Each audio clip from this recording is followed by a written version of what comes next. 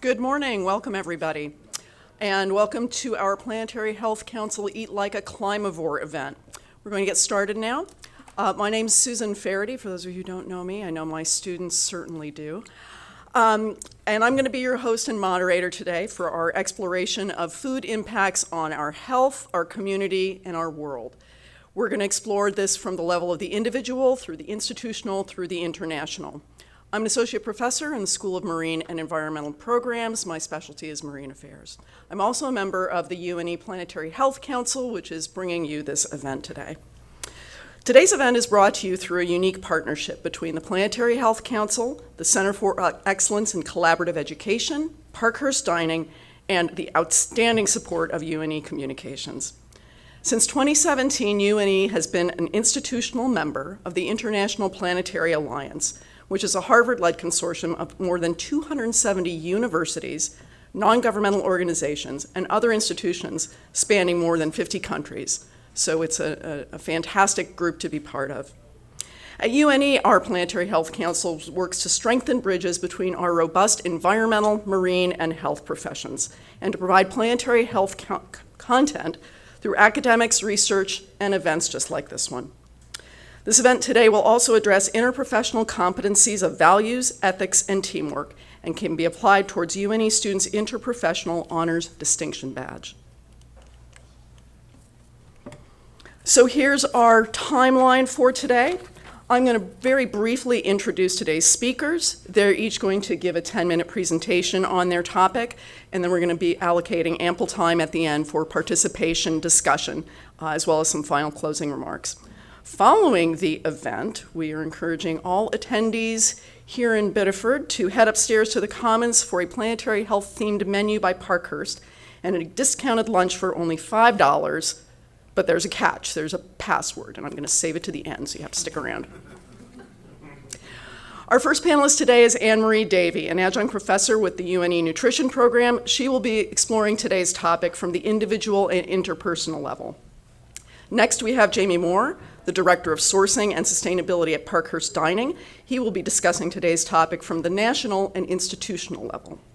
Our third and final panelist, Barry Costa-Pierce, Professor of Ocean Food Systems, will also be joining us. You're wondering why there's not a person here. Barry is joining us from Sweden. I never thought I would really appreciate the value of learning to do all this remote stuff, but it's pretty cool that we're able to parachute him in remotely. At the closing end of the discussion part, so because we're here live in person in Biddeford, we're also streaming it on Facebook, and we have a room in Portland. So there's a few moving parts here. So when we get to the discussion part, we have a fantastic student, Peyton McEwen, here, who's going to have a microphone, and she'll walk around with you to do questions. I know it's like Phil Donahue, for those of you who are old enough to remember that, but so everybody on the event can hear you. If you're on Facebook, just be typing your questions, your comments into the chat. If you're in Portland, Chris Hall will be collecting your questions, and we have a system set up to get them to me, and it'll all work just fine. So thanks for coming today. We are really looking forward to a lively and engaging morning and afternoon with a great group of panelists. I'm going to invite Anne-Marie Davee up to share her expertise. And again, just save your questions for the end. Thank you, Susan, and thank you, everyone who's here, for your interest in this timely and very important topic. As a registered dietitian, I am going to provide you with some solutions and convince you that you can vote with your fork, and your food choices make a difference every day. So what I'd like to focus on to get us started, all on the same page, is define sustainable diets, talk about the challenge of sustainability, the impact of the Western style of eating, which is animal protein-based, and then I'm going to wrap up with a call to action and some solutions for you. So, sustainable diets are defined as those that have a low environmental impact while contributing to food and nutrition security as well as a healthy life for present and future generations. Sustainable diets are protective and respectful of biodiversity and nature's ecosystems.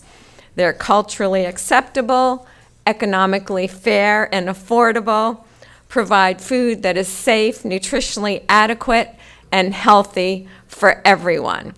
Here is the challenge for you. How are we going to keep up sustainable food systems? Our global population is 7.9 billion, expected to approach 10 billion in the near future.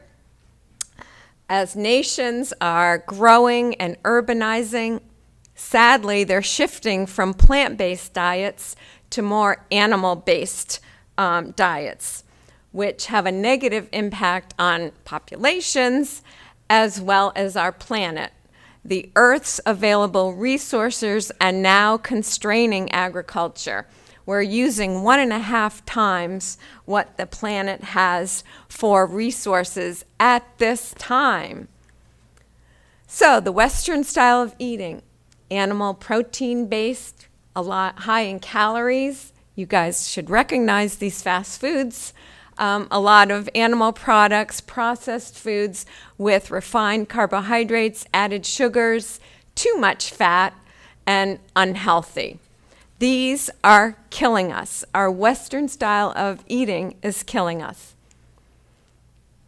So negative human health impact includes we're seeing increasing prevalence of heart disease, diabetes, type 2 diabetes, and obesity globally. 60% of Americans have one or more chronic diseases. For me as a dietitian, that's astounding. There's a lot of work to be done. The other impact is on the environment and our planet. Agriculture is estimated to contribute up to 1/3 of the greenhouse gas emissions, including carbon dioxide, methane, and nitrous oxide. Keep in mind that beef cattle and dairy cows contribute the most. So as you're going through your food choices, keep that in mind. Climate change is impacting our food supply. It's reducing the crop production. There's less fresh water. It's increasing our ocean acidification. Our ocean is rising. We're seeing that in Maine. There's an increased frequency of extreme weather events that we see across the country. And there's an increase in the spread of livestock and plant diseases. So change is needed now. Drastic change in our agricultural practices and in your food choices. The human diet needs to become more plant-based to mitigate the catastrophic effects of global warming. So your choices can make a difference. Vote with your fork.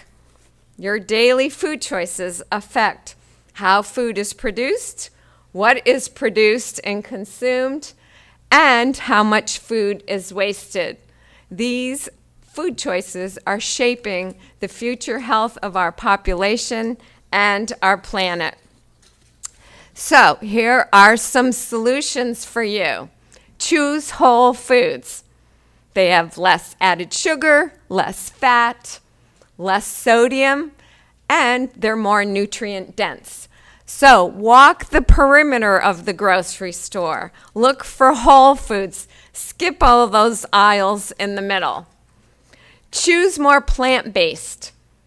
They produce less greenhouse gas emissions and will have a much more favorable effect on our planet. So hopefully you're choosing beans, split peas, lentils, soy-based products, and other meat alternatives.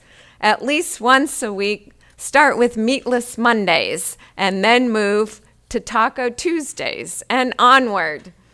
Consider the Planetary Health Plate. This is a new guide that's been created so that we can sustain our food supply and feed up to 10 billion people.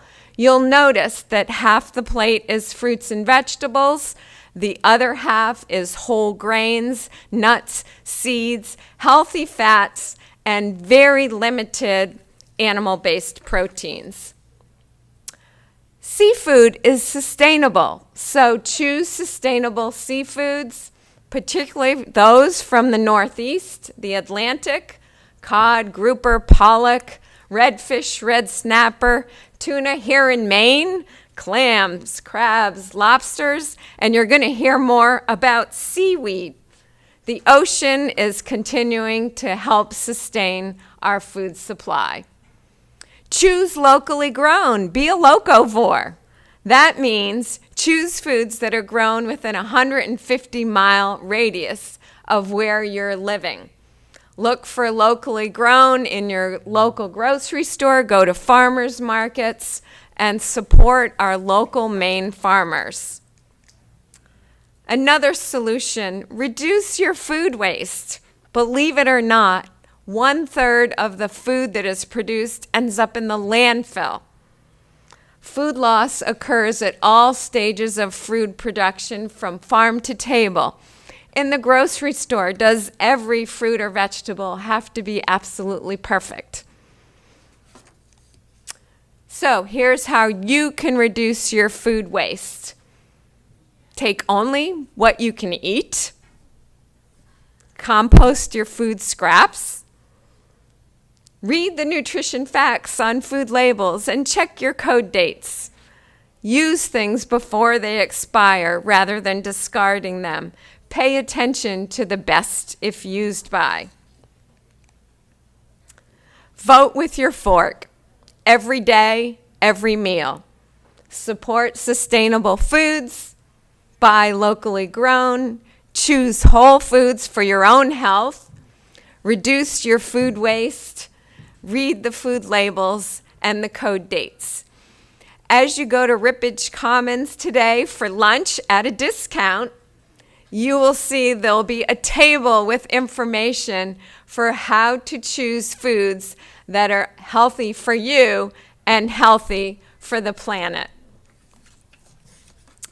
Thank you, and I'll turn it over to our next panelist, Jamie Moore.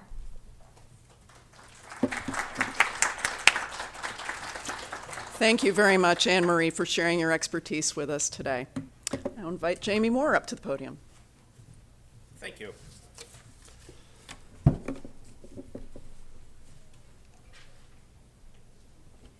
My name is Jamie Moore, and I'm the Director of Sourcing and Sustainability for Parkhurst Dining.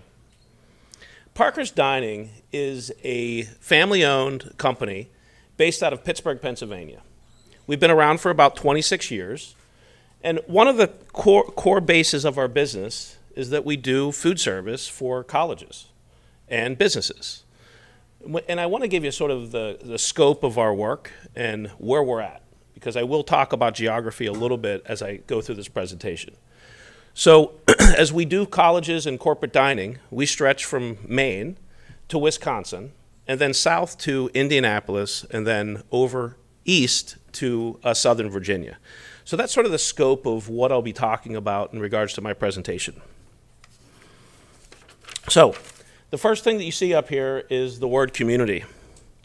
When I was first asked to present on this topic, I was so excited because a big portion of my responsibilities at Parkhurst is building and supporting the local food systems around our accounts. We do this through a program called Know Your Source, and I'll talk about that here in a little bit. Through this program, though, we have built trusted, long-standing relationships with the producers and farms we work with. When I visit with a local producer, it's my responsibility to ask those difficult questions, like for general, like incorporating and how are you incorporating food safety standards into your operation? From general sanitation to traceability is really what I'm looking at. If a maker doesn't meet these requirements, we don't just push them to the side. We actually provide them the resources to help them get up to those standards, elevate their standards, or at least to be compliant with the standards that we're looking for. Through these consultations, we have met some unbelievable makers that are now selling not only to one location, but to several of our accounts. During COVID, valued relationships helped us bring a sense of community to many of our college campuses. There's something to be said when you walk on a college campus and you see your favorite food truck, or you go to the convenience store that's on your college campus and you see your favorite kombucha. Our local food system did not let us down. They really did a great job during COVID, and I stress that because it was one of the things that really kept us alive, and it kept things, somewhat real.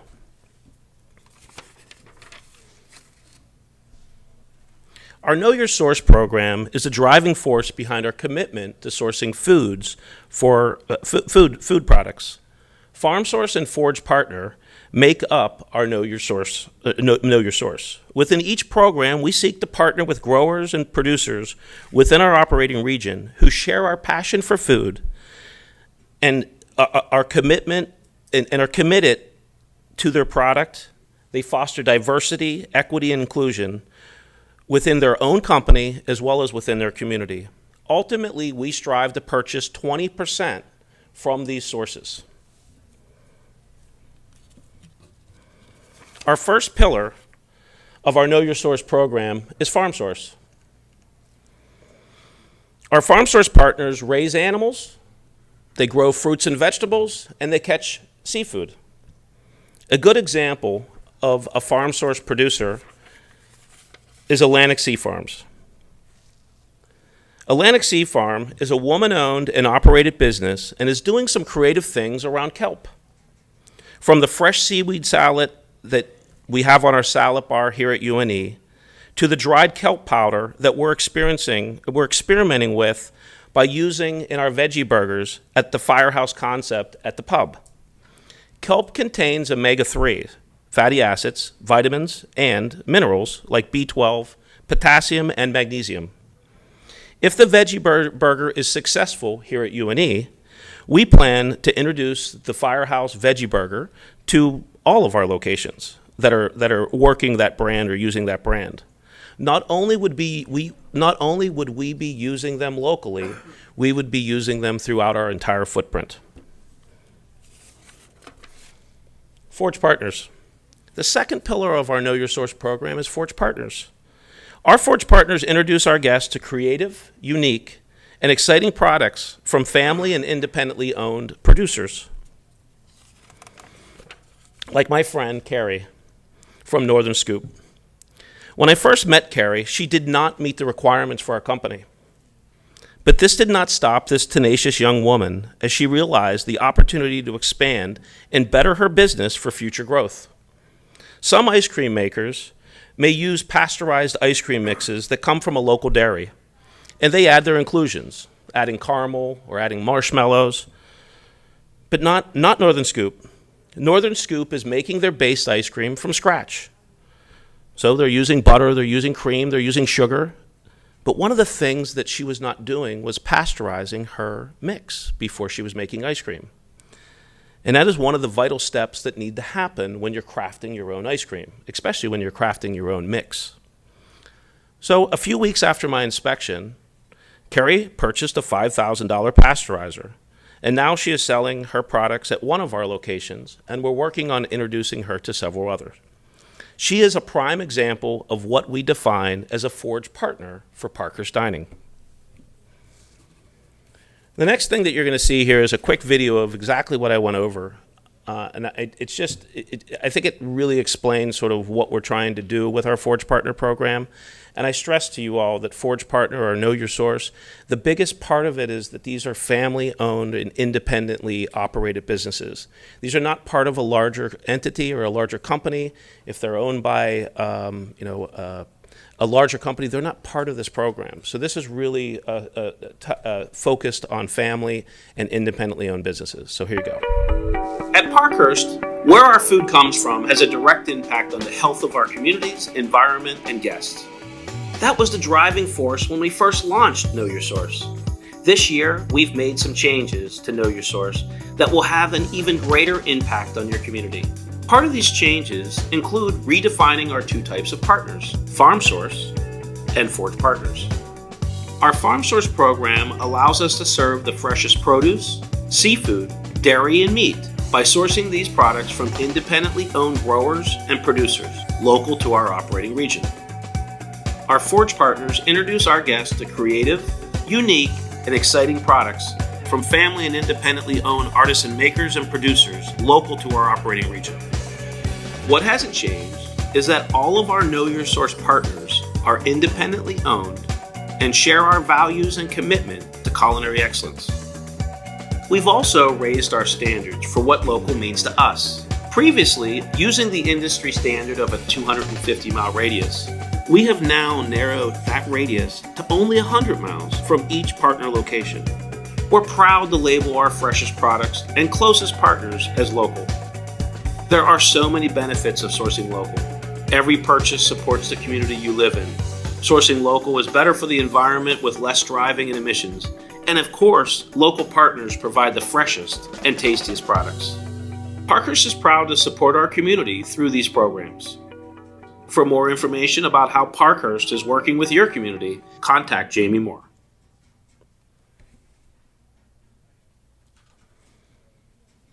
So I'm going to close with a question. How can all of us across professions and disciplines work together to help promote a future of sustainable food systems for the health of people and the planet? In my personal ethos, it's easy. I support my local farmers and producers through the places I shop, from my local grocery store to my weekly CSA share. I also read the package to know where and who produced that product, hence, know your source. I will now hand this off to our third panelist, Barry Costa-Pierce.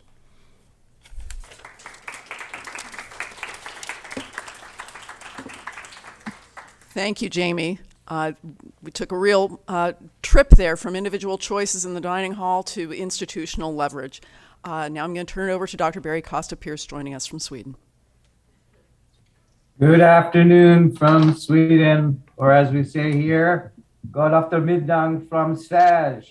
It's a delight to join you there back in Maine. I miss you all. So I'd like to go to the first slide. And my emphasis, of course, in this short presentation with you is that you cannot separate environment and human health. Next slide, please.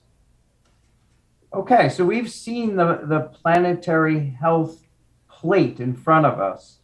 And as Anne-Marie mentioned, a greater consumption of plants is highly recommended because our individual food choices, as we know, they have local to global consequences. And I'm going to talk a little bit about how your individual choices affect the ocean and also affect us out here in the world. Next slide. My concern with that is this slice right here. I agree fully with the planetary health guidelines that you see on that and setting that plate on the vegetable side, but question the cow.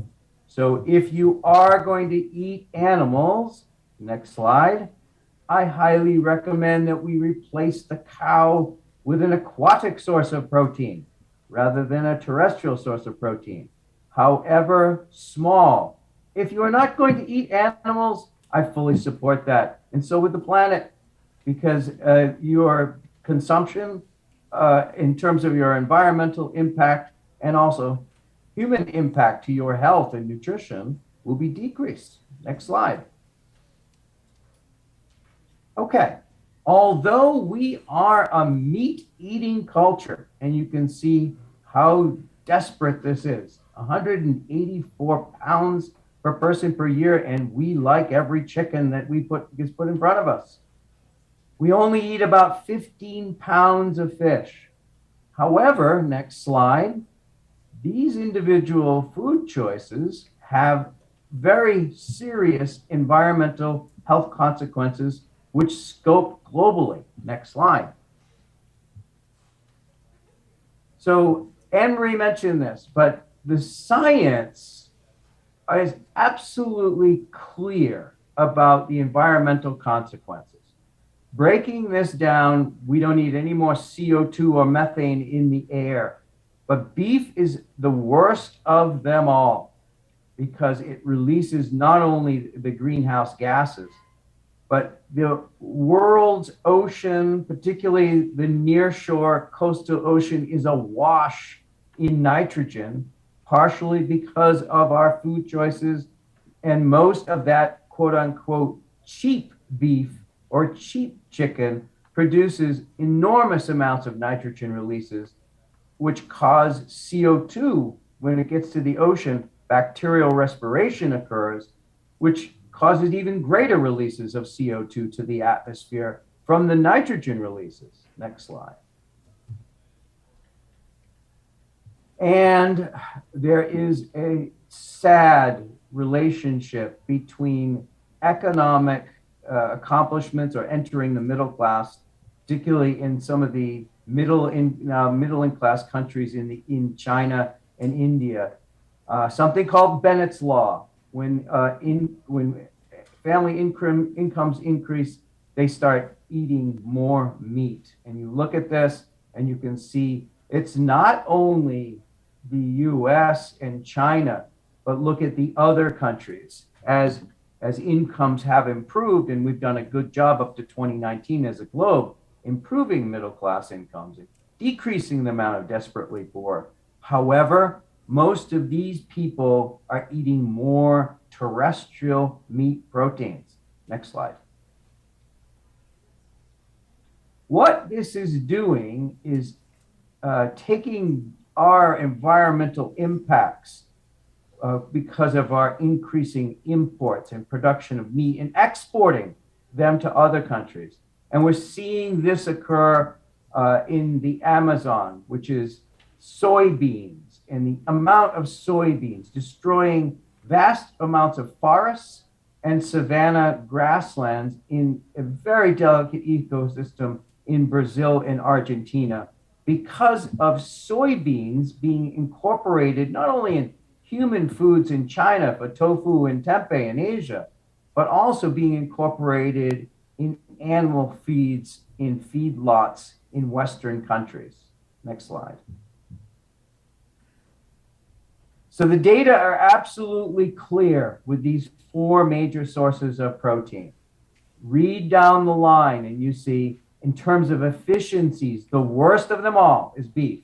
The most efficient is aquatic animal proteins. Even if you like chicken, among the most inefficient in terms of the amount of grain and soybean that is being used to feed the world's increasing consumption of chicken. Chicken is often thought of to be an inefficient producer of animal proteins, which is true, as you can see, 1.9. But look at the amount of feedstuffs that the world is putting in front of chickens to feed our ever-increasing consumption of chicken. And Anne-Marie, as I am mentioning, the worst carbon emitter, as well as methane emitter, is beef. Next slide. So let's go a little bit into what the seafood doctors, which is quite an interesting slice of the science community, because we cannot separate environmental and human health. And here's some of those stunning data that the seafood doctors in places like the Harvard School of Public Health are coming out with, in that by eating fatty fish, eating fish, even at a modest level of 1 to 2 servings per week, especially ones that have these heart-friendly fats in them, EPA and DHA, the omega-3s, reduces, look at these data, coronary deaths by 30%, total mortality by 17%. And just with our consumption and food choices, they're saying this could save 120,000 lives each year. Next slide. The health impacts of eating more seafood have only actually really been directly studied recently, because we do know that meat-eating societies such as ours have high level of cholesterol and coronary heart disease and diabetes and obesity. We know that. But there was a direct experiment that was done on vegetarians. with vegetarians who did not eat meat. And this experiment on large numbers of people giving meat only 9 ounces of lean beef to vegetarians produced a rapid and significant increase in blood cholesterol levels and blood pressure. Absolutely stunning results from the Journal of the American Medical Association. Next slide. And also for people my age, healthy aging, subjects of 65, your grandparents' ages, okay? 6 years after increasing their consumption of fish, slower cognitive decline in both cases of 1 meal a week or 2 meals a week. Next slide. And to moms, to women of childbearing age, perform better on standardized tests. The seafood doctors do disagree mightily with those other medical officials who say stop eating fish when you're pregnant. Indeed, better choices of non-contaminated fish are incredibly important for the fetus and for children, young children. And they're also known because we have these forever chemicals in our environment that affect the fetus and women of childbearing age. They counteract omega-3s from eating fish, counteract these unwanted PCBs, mercury, and other chemicals. Next slide. Not all fish are created equal.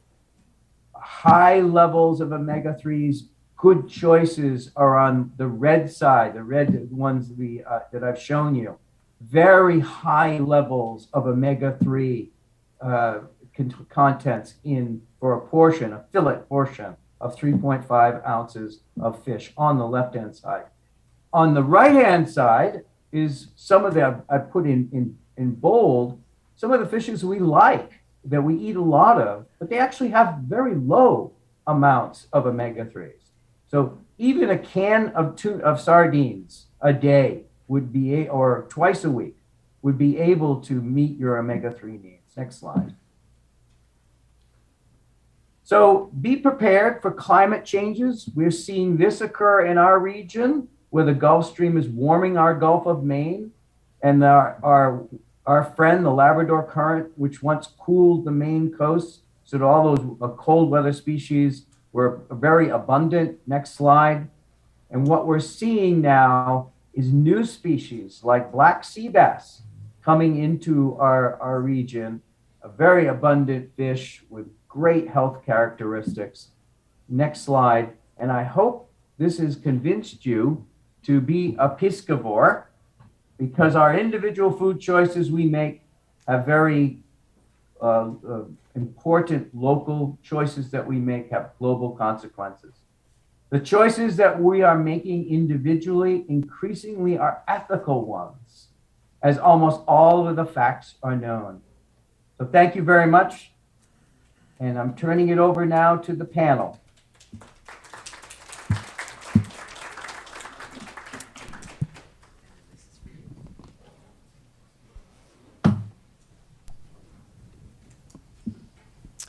Thank you, Barry, and thank you to all our panelists for giving us a lot of information to think about. We're going to move right now into the multimedia extravaganza that is our audience participation section.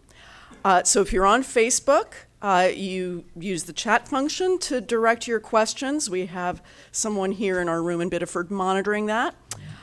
If you're in the Portland campus, please direct any questions to Chris Hall. And if you're here in Biddeford, Peyton McEwen will be assisting you. I'm inviting Jamie and Anne-Marie here. You guys get to pass a mic around as well. Hot seats. Yes, already a question. Hi, everyone. Sorry, I just want to introduce myself real quick. I'm Peyton. I'm a senior here at UNE, and I have a minor in nutrition. So I'm Charles Tilburg. I'm the director of the School of Marine and Environmental Programs, and I have a question for all three of you.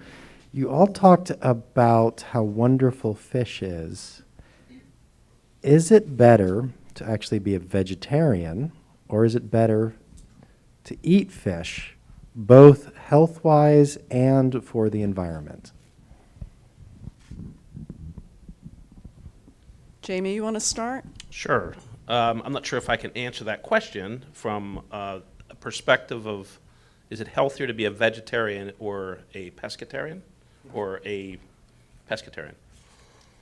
I don't know. I mean, I probably fall in the reign of more of a pescatarian. I certainly do eat meat, but I try to reduce that. In the general scope of things, and the way that I look at it from an agricultural side, I think plant-based diet is important, but I still think you need to find a way to be able to bring in some type of animal protein, specifically around omega-3s and other things that you're getting from seafood. So for my answer, I would probably say a pescatarian is probably a better option than necessarily being vegetarian. Anne-Marie, what's your take on that? As a registered dietitian, I would say it's truly up to the individual and their health history and what they might be prone towards. I have a strong history of heart disease, so I eat a lot of fish and omega-3s, which has had a significant benefit. So I always promote all 5 food groups as part of the latest dietary guidelines for Americans. So the seafood or aquatic-based protein, as Barry said, is a nice addition to a vegetarian plant-based diet. Barry, anything to add from your end? Absolutely. I'm very globally, if we're talking about a vegetarian diet that is based locally, if that and you're balancing, your intake and watching your amino acids carefully, I think that's fine. Unfortunately, for rich countries like the US and the EU, what we're finding is they're accessing an increasing amount of their plant-based proteins from developing countries. And the expansion of agriculture in these countries, we're outsourcing the environmental impacts by our huge amounts of imports. So I'm increasingly alarmed by the expansion of agriculture into, and it's being done mostly by deforestation. It's not being done by sustainable intensification globally. So outsourcing our environmental impacts from agriculture is just as concerning as not eating the right things for the environment locally.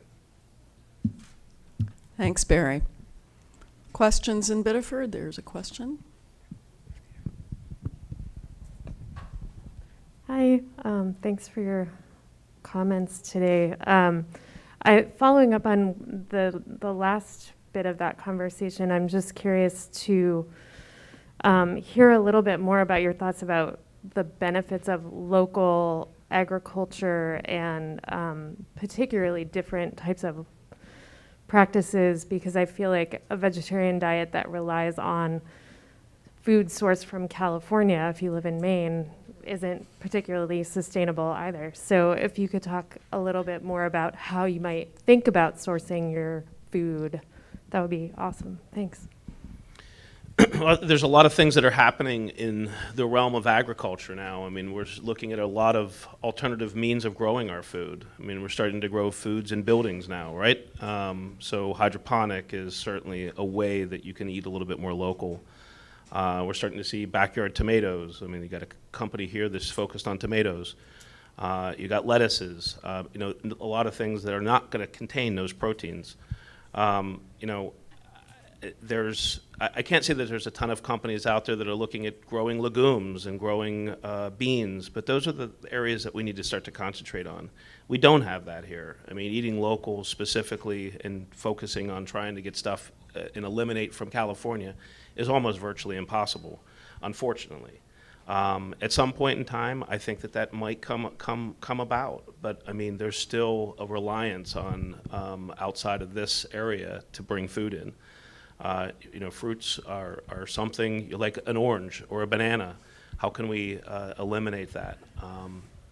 But I do think that you're going to start to see a lot more alternative means. You're going to start to see more fish farming, and hopefully done in a sustainable fashion. I think that it got plagued with a lot of fish farming with the amount of antibiotics that are being used. Those are the negatives of fish farming. But the positives are that this is how we're going to have to sustain this country and be able to eat maybe a little bit differently than what we have been. So I don't know if I answered that question, but I think that alternative growing and alternative means of how we're looking at our food might change. So, Anne-Marie, any thoughts? Yeah, I would just, again, emphasize choosing locally grown. I pay attention to all the labels in the produce section. Look for the country of origin. You want to try and find out where your produce is coming from and support your local farmers wherever possible. And in Maine, we have a lot of growing, small, local farmers. And it's really fun to know where your food comes from. Barry, any thoughts from Sweden? Shortening our supply chain, we certainly learned this during COVID, haven't we? But one of the biggest environmental impacts, or certainly a major contributor to our carbon emissions, is food transportation, food miles. And so as we can cut out the number of food miles, we have less of an impact from our carbon emissions. Question? I'm going to head over here. We got one coming in through the ether sphere. Oh, Tom Clack, go ahead. Hi, great presentations. Follow-up for Anne-Marie. You said that sustainable diet is culturally acceptable. But of course, I think it's our culture and our norms that are causing the problem in terms of the imbalance of our food choices. So help us understand that point. I'm not exactly sure of the human behavior behind wanting to eat more animal-based proteins when other cultures become urbanized and wealthier. They shift from plant-based to our meat-based Western style of eating. And maybe it's because everyone wants to be like us, but if they looked at our health records, they probably wouldn't want to be like us because it's killing us. So we've got to go back to saying your culture that you originated from, I've worked with a lot of immigrants and refugees, is actually the choice that you want to continue making. Our culture is not actually the best for your health nor for the planet. So that's why culturally acceptable, I'd really like people to go back to the ways that they grew up with eating more plant-based diets and not feel like because they now live in America, they need to eat meat. Thank you. Personal opinion. Did we have a Yes, question? I have another question over here. Hi, my question is primarily for Anne Davee because I know you've done research in the past regarding food stamps and like education on nutrition. But do you have any recommendations on how we can allow healthier eating when you're in those lower socioeconomic status? Because I don't know if you can use food stamps with locally sourced food. Yes, and the Maine SNAP Ed program, thank you for that question, has been working closely with the food stamp program and the WIC program to allow discounts for more of the locally grown. And we do education statewide with the Maine SNAP Ed program to provide the tools, knowledge, and skills that low-income households need to shop, eat, and cook on a limited budget and eat healthy. So things like make a list, have a healthy pantry, have some healthy foods on hand, shop the sales, shop the local grocer markets, and pay attention to your code dates, for instance, and reduce your food waste. Use fresh, frozen, and canned. These were all tips that we use with the Maine SNAP Ed program. So a perception about eating healthy is that it's expensive, it takes too much time, and it tastes awful. All of those are wrong. I think you can eat healthy, and it's tasty, it's economical, and super healthy.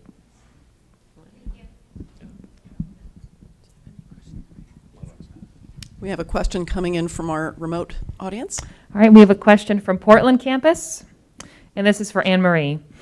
Are there jobs in industry or healthcare for nutritionists that are specifically about tying individual choices about nutrition and climate change like you did during your presentation? Is that naturally a part of a nutritionist's job description?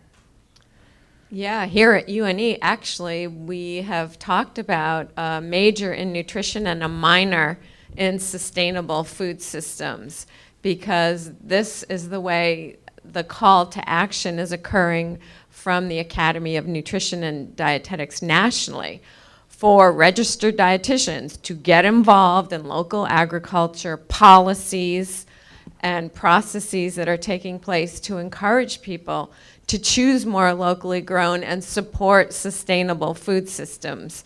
So it's our call to action as a profession, and I believe there will be more and more career opportunities going forward for people or students, individuals with a major in nutrition and a link to sustainable food systems in some way. There are now many internship programs. We're supporting interns that are looking at nutrition and sustainable food systems both. So I think there's a huge opportunity there because it's a challenge for the whole world. How are we going to keep feeding people? Thank you. That's really exciting to think about. We have time for maybe one more question, and I see one in the back here in Biddeford.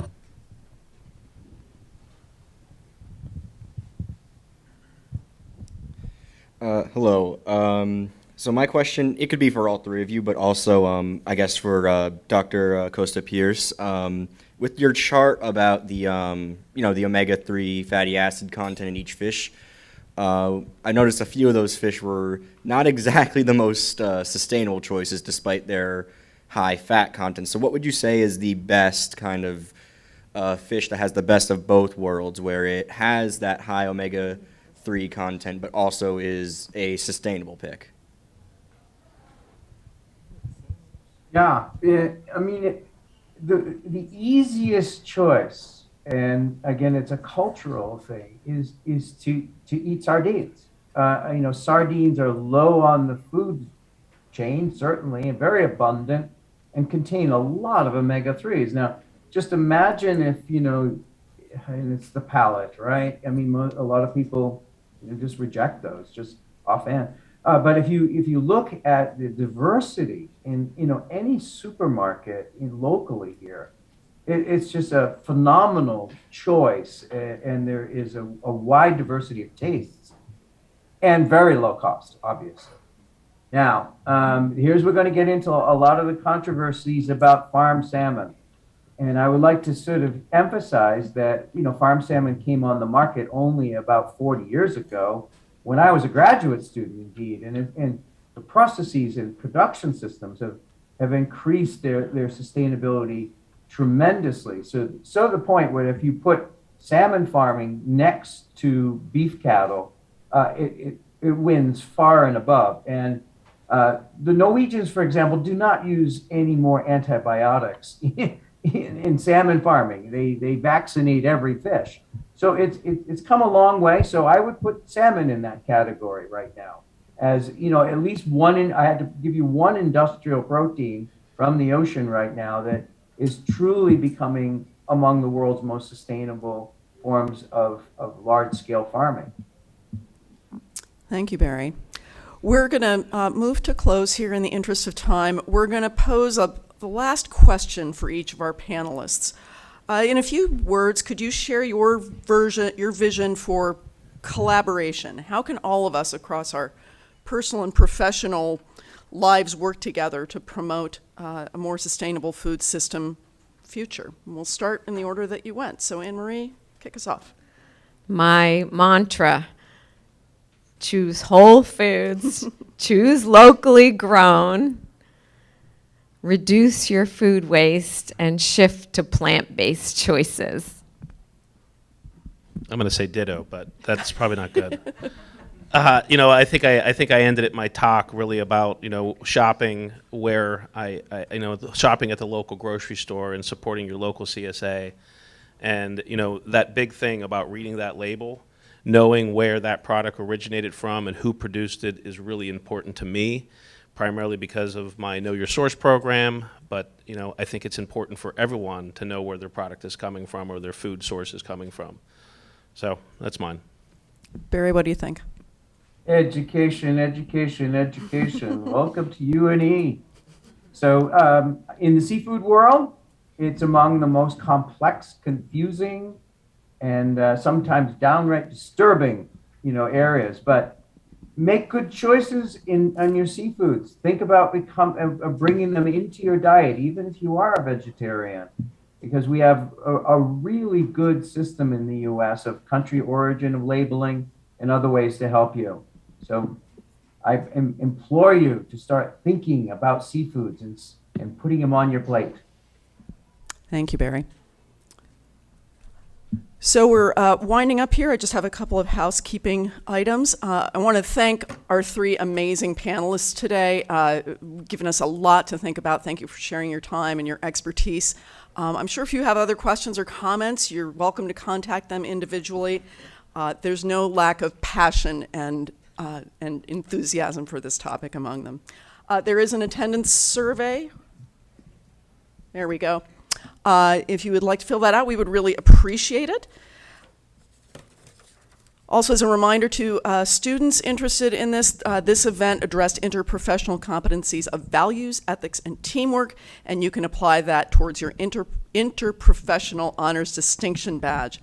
I want to thank again our fantastic partners, the Planetary Health Council, Center for Excellence in Collaborative Education, Parkhurst, and our technological wizards back there. I particularly want to thank my partners in crime for this event. So Colin, Alethea, Aaron, Lee, Dave, you guys rock. And thanks for joining us, however you joined us. If you're here in person and you want to head up to the Commons for lunch, your magic word to get the $5 discounted lunch is Climavore. So please join me in thanking our panelists one more time. Have a great day. Thank you for attending.